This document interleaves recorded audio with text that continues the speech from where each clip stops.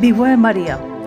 Maria talks about music and drama and education, games, power, psychology, art, about things that are fun and can be related to each other.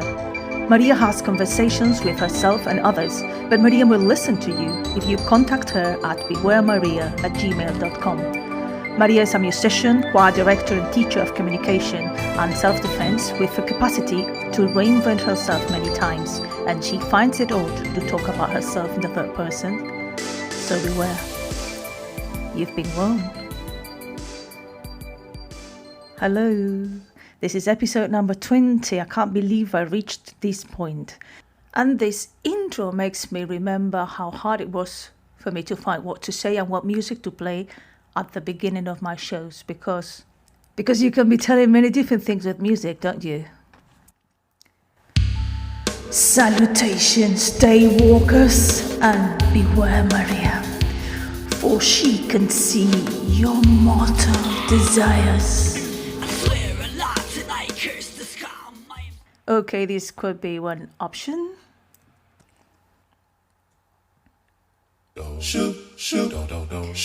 Beware Maria, she's got some helpful tips that will make your breakfast complete, healthy and nutritious.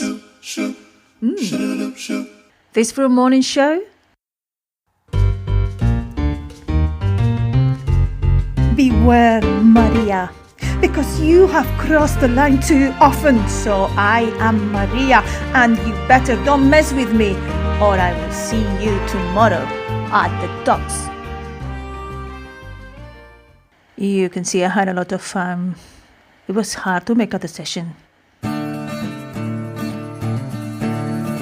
Beware Maria, speaker, consultant, musician, digital nomad, and today I am your radio presenter. This one's premonitory. I wouldn't mind being a digital nomad. Beware Maria, a classical selection of all-time favorite composers with long names. Johannes Chrysostomus Wolframus Theophilus Mozart, Vincenzo Salvatore Francesco Bellini, Carl Maria von Weber, Engelbert Humperdinck, and so on. One day I shall have a program on classical music. It's decided.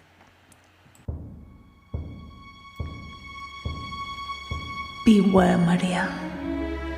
She and her allies are sieging the town. Protect your children. Protect your comfy armchairs. Get ready to tune in. Plug in your headphones for a better sound. And beware. It's coming. It's here. I quite like this one, and I think I'm going to change for my next 20 episodes into epic. The reason why I talk about it in these terms is because episode 20 is the end of the first section of episodes, and I'm going to take a few weeks now so that I can dedicate time to other projects. If you would like to know more about what I do, you can visit my website, which is mariasoriano.live. If you want to contact me, you can do it through the website, or you can also write to me at bewaremaria@gmail.com. Do nothing. Don't know. Well, I will be more than happy to know what my audience has to say to me. And if you want to hear past episodes, they are all going to be uploaded into Spotify. You just have to type Beware Maria into Spotify, and you will get all there from the 1st to the 20th. There's one thing I wanted to talk about today, and this is about talking or not talking politics. There are people who say, I don't speak about politics, I don't understand politics, and I don't know politics.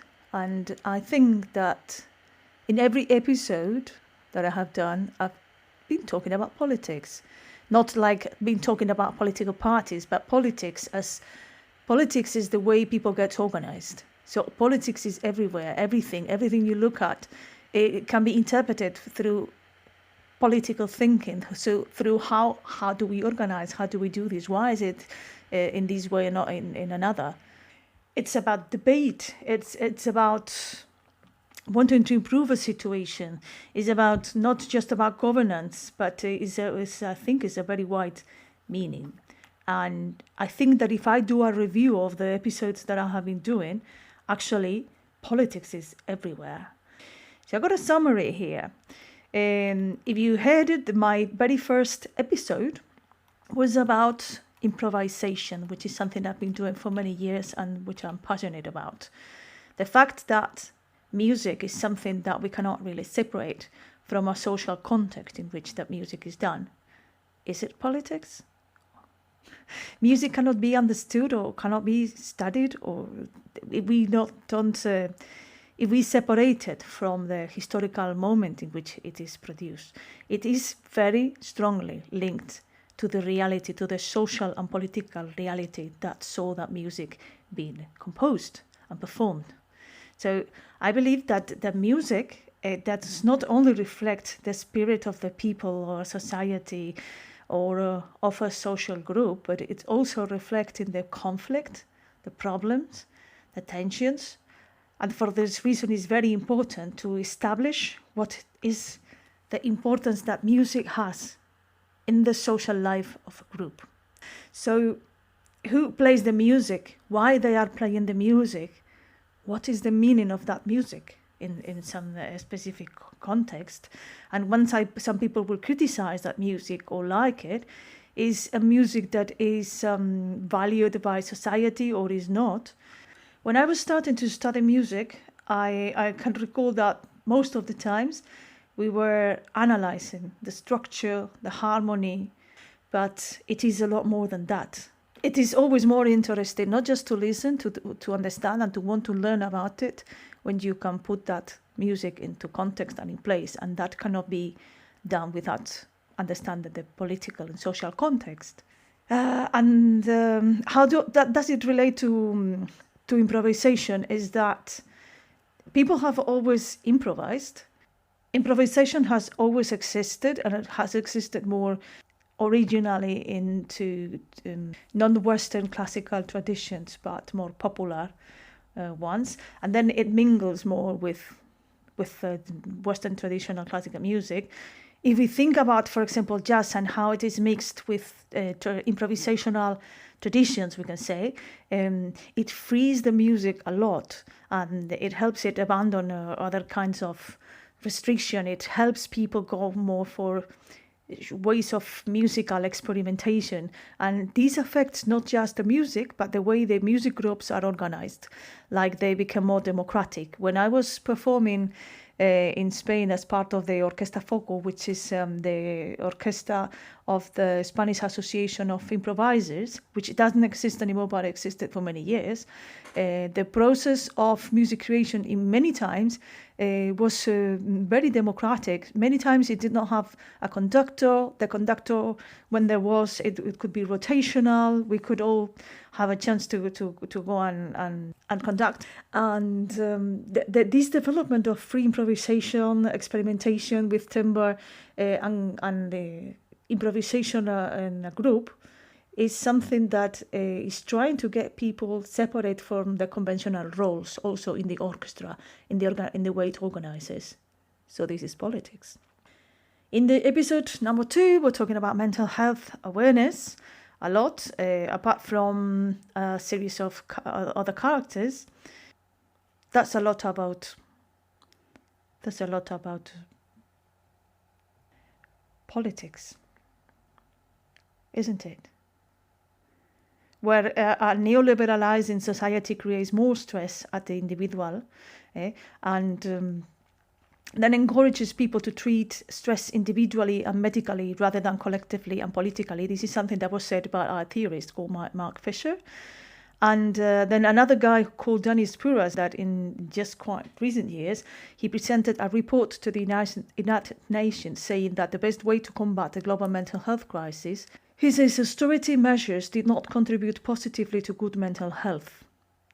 The guy that Piras told The Guardian in an interview coinciding with the report's release, people feel insecure, they feel anxious, they do not enjoy good emotional well-being because of this insecurity situation. The best way to invest in the mental health of individuals is to create a supportive environment in all settings, the family and the workplace. So, if this is not politics, then what?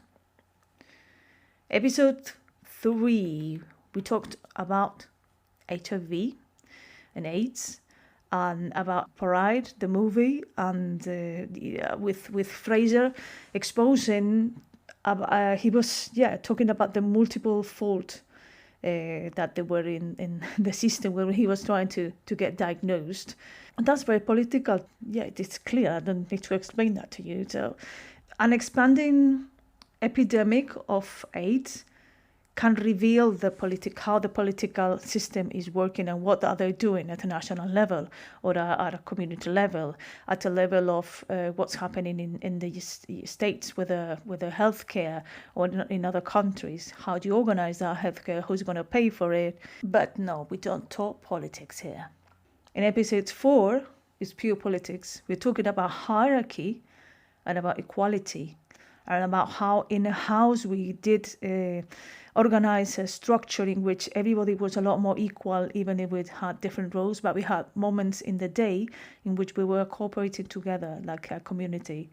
That community organization could potentially change your hierarchic mind, and how it did change mine. So it is politics, isn't it? And actually the center where I was doing this kind of course, which was Schumacher College, they do a lot of training, or not just in ecology, but in economics, and economics that is linked to political thinking to preserve the planet. Well, the planet is going to be preserved anyway, it's just humans and nature in it that might not. So it is politics. And there is hierarchy and structure in the piece that I'm going to play now, which was created by the Duo Punto Cero, which is myself with the 3 different voices and languages, and Francis Garcia at the virtual synthesizers. So here it goes, and it's called A Tre Voci. Si no sales al bosque, jamás ocurrirá nada, y tu vida jamás empezará. No salgas al bosque, no salgas, dijeron ellos. ¿Por qué no? Porque no tengo che salir al bosque esta noche. Sono nati 21 primavera. Ma non sapevo che nasce un enorme lobo que se come a las personas como tú. No salgas al bosque, no salgas por lo que más quieras. Così, Proserpina naturalmente ella salió al bosque. Y como era de esperar, se encontrò con el lobo. Paura delle tue mani, calamite leggere che chiudono l'infa. Ya te lo decíamos. O mia poesia salva. Esto es mi... Así descubrió que era cierto lo que dices, que el lobo es la más sabia de las criaturas. Cuando prestas atención,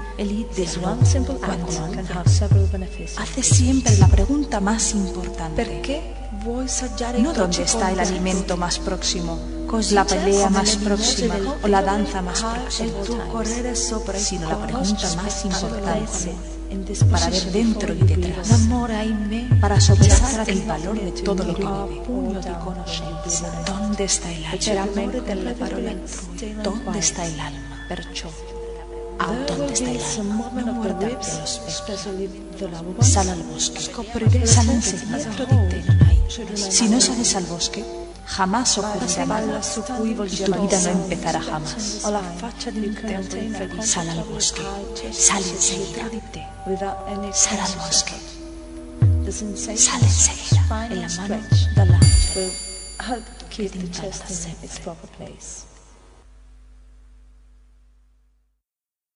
Episode 5, prosopagnosia and neophobia. Prosopagnosia is about face blindness, has nothing to do with politics. But neophobia does. Like, it is the fear of new things. And I know that political scientists and psychologists have noted how, on average, that most conservative people have a structure sometimes it's not their choice to be. I mean, it's just the way the brains are. We have different types of brains, and they are more rigid, or they can be more intolerant of their uncertainty and more resistant to change. And that would make a lot of sense. They have also preference for order, structure, and for closure and simple, strong and stable and familiar answers, according to a study by Jost Glasser and Krugland Soloway from 2003. And apparently the brain of liberal people are more responsive to information complexity, ambiguity, and novelty, and they are more affected by other people, according to other studies. And I think that's interesting, how sometimes what we think, we can be conditioned by our own brain. And this is called neuropolitics, I think. Is it called neuropolitics? Neuropolitics. This is something we have done before, which is Googling at the moment and me learning with you. Neuropolitics, yes, is a science which investigates the interplay between the brain and politics. And it combines works from a variety of scientific fields, which includes neuroscience, political science, psychology, behavioral genetics, primatology, and ethology. And I think that's so interesting. Episode 6, we're talking about Carers Day with Catherine Pestano. A lot of politics are there, how the money that goes into social care goes to the people that needs the care and their carers, and the role of the carer, how it's affected by the amount of support that they're given. And we also talk about the earth and ecology, which you know what it is. Summer, Love and Anger is the episode 7, which is highly political, about the Grenfell Tower and how predominantly working class people suffered horrific deaths during the Grenfell fire. And how controversial it was when John McDowell, the shadow chancellor, said that this would have been a totally preventable event, while others would say this was a human failure, this was a problem, but actually this is something that could have been prevented, and we still need to be able to prevent that happens again. Episode 8 is about the dating coach for women, and it is when we have this kind of tradwife coaching, critical of some of the most salient achievements of feminism, and giving advice to the ladies to come back to traditional values and smile, smile, smile, because men like it, who are simple creatures, by the way. And after the 8, we got the 9 and 10, which are 2 very linked episodes, which is the modern dating, and we do some kind of critical to, so how it is dating on the internet and how people behave, the sex, talking about sex, and we are also sharing a lot of things about ourselves. I love this character, the Mario. The Mario, I think I'm going to bring her back. I am collecting anecdotes and I'm writing script for her, and when I come back, I shall invite her to join us again. And the song that Mario was bringing with her in her episode, She Will Never Marry, by Roger McGuinn, and I would love to play it again for you.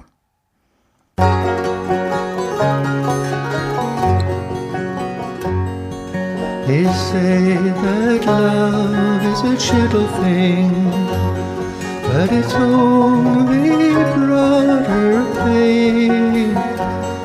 For the only man she ever loved has gone on the midnight train. She never will marry. She'll be no man's wife. She expects to live single all the days of her life. Well, a train pulled out, the whistle blew, with a long and a lonesome moan. He's he's gone like the morning dew, and left her all alone. She never will marry. She'll be no man's wife. She expects to live single all the days of her life.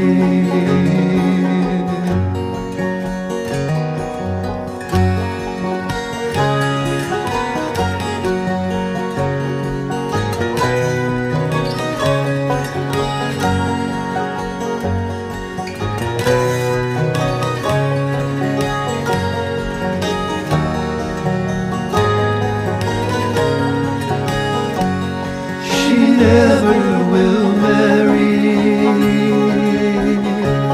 She'll be no man's wife. She expects to live single all the days of her life. Well, there's many a change in the winter wind, and a change in the clouds and bird. There's many a change in a young man's heart, but never a change in hers. She never will marry. She'll be no man's wife. She expects to live single all the days of her life. She never will marry. She'll be no man's wife. She expects to live single all the days of her life.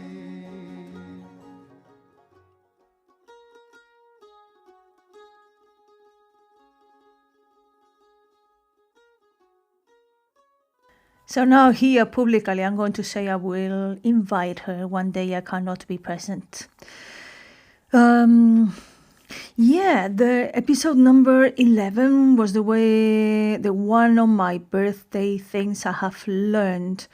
And there's a lot of stuff coming in, like a variety of things about opening up to the world, about being curious about things and comparing yourself to others, or not comparing yourself to others, which are policies, I would say, and the way people relate to each other again. And I think relating is a lot of what it is in my head. Relate stuff to each other, relate people to each other, think about the way I relate to myself. So that is something that's very present always. And then we have two composers in episode number 12 and number 13. We've got Matthias Kispert and his experimentation with electronic music. Is it politics or is it not politics? It's experimentation would correspond with that people who have that kind of brain, who are less conservative and more liberal. And also I can say my experience of being in improvisational groups and improvisation with electronic music, the many people I have met and found in those atmospheres are very clearly more left wing than right wing.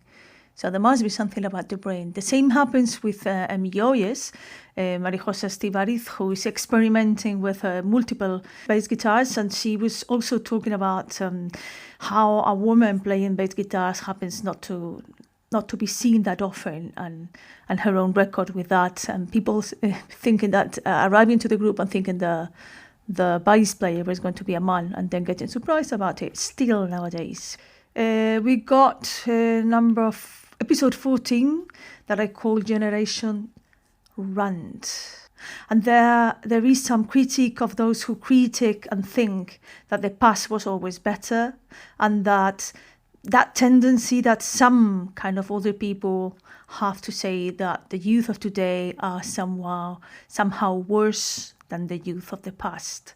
but it seems to be a memory problem. There's a lovely guy I found here from the University of California, a psychologist called John Protzko, who says, it seems like there is a memory problem, a memory tick that just keeps happening generation after generation. And this is a kind of prejudice, because if we all keep claiming that the people from the past and the things from the past were better, we could be going on and on with the same thing, that our children are always doing things worse, then there is a complete deterioration of the human race, don't you think? And this is called presentism bias. How beautiful the word, the two words, presentism bias, which isn't the only reason why adults think that kids these days are worse than kids of the past. Jason Pfeiffer saying in Generation Medium, saying in an article called Why Older People Have Always Thrashed Younger People, it's partly fear, partly self-flattery and partly delusion, and it's been happening for thousands of years. What monsters we become. We bring a new generation into this world only to convince them of their shortcomings so they can wield the same charges against their peers. We've sent children off into the future, telling them the greatest moments have already passed. And why do we do it? Again, because we are afraid. And this has potential political consequences. Every generation, he explained, has good and bad people. In episode 15, I'm playing my song What I'm For, which is about situations that happen to women and that happen to me. I will question your right to be putting me right on the spot, on the blink of an eye. Episode 16, Hermes and the Bunny. I'm complaining about Hermes, the company, and ranting about first salaries and, more better said, unfair salaries to employees.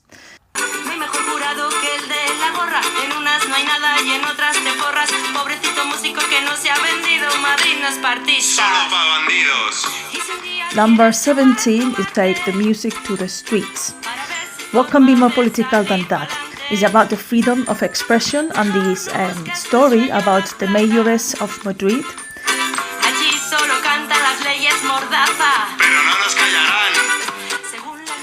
who decided to have a policy to not to learn any musician just go playing in the streets, but there should be some exams and a kind of control of the council. And these friends of mine who are called the Potato Omelette, the group is called Potato Omelette Band. They took a hidden camera into the exam to criticize it. So if you are interested in watching and listening to this, episode 17. In episode 18, we got Pedro Laranjeira Finisterra and his music. We talk a lot about his music and how he composes it, and we listen to his pieces of classical contemporary music. You might think there is no politics here. It's true. My claim that everything is politic in every one of my episodes, it's failing here. But I'm going to fix it. Let's call Pedro. Okay, so Pedro, here it is. Hello, Pedro. Hello, Maria. Pedro, I have a super question for you. What do you think about patronage and the arts? Well, in an ideal world, for me, the arts would be financed through the voluntary patronage of small, medium, and big patrons, and that would end up being more or less enough for the artists themselves.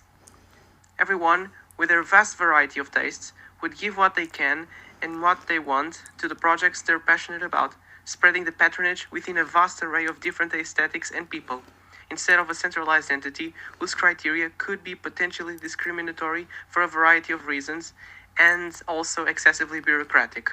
That's brilliant, Pedro. Thank you. I see you are always prepared to reply any question. No worries. Stay well. Bye.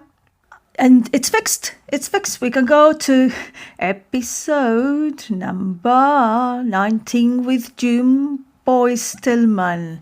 Reverend June Boyce Stillman talking about women in art, in history and women in the church. Sing us our own song, the song of the earth, the song of The position of women and what she was not supposed to do. No woman teaching music in Oxford in her time. No woman doing the kind of show she would do. No woman in the church and all the activism she did. So yes, more of it. And episode 20, here I am. I don't sometimes know how I've been having the time to produce these 20 episodes that I aim to repeat. And I'm very happy to have done it. I've learned a lot. I'm very thankful to Andy Brain and Gareth Monger who have trusted me to lead this show. Thank you also to the composer Alena Smirnova, whose music I have played several times over this episode for my demos. I'll be back in 2022 with more episodes, more things to tell, more everything. So beware. And if you want to write to me, remember to do it to bewaremaria@gmail.com. Bye bye. Mwah, mwah.